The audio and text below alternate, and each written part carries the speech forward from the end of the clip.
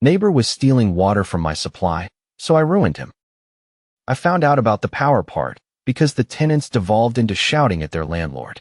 Our tenant protection laws are very important, and power and water are classed as essential even on a state level. Cutting those services are grounds for lawsuits, unless due to weather or some other unavoidable reason. In this case, the landlord is responsible for keeping the house wiring up to date and in good condition, alongside the supply of water.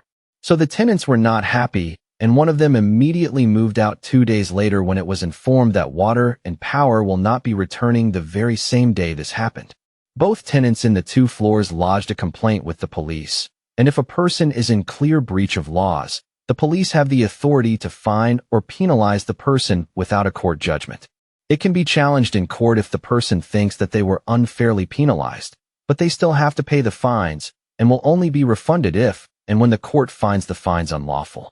So now, the landlord lost both tenants and has to pay a fine of $500, which is a lot of money in our country.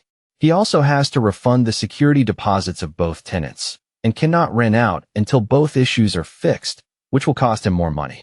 As of right now, he's moving out on Sunday to his daughter's place since he cannot afford to live alone.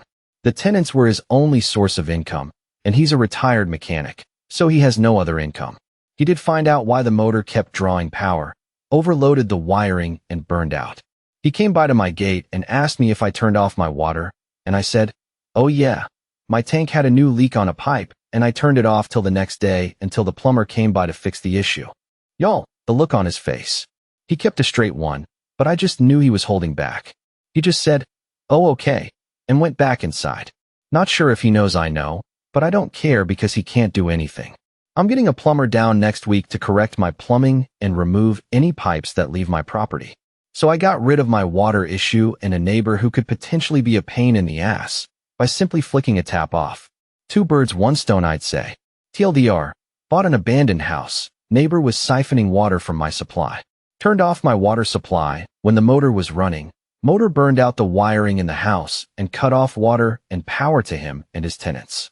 Tenants lodged police complaints and the landlord got fined, is now destitute and forced to move in with his daughter. Follow for more stories like this.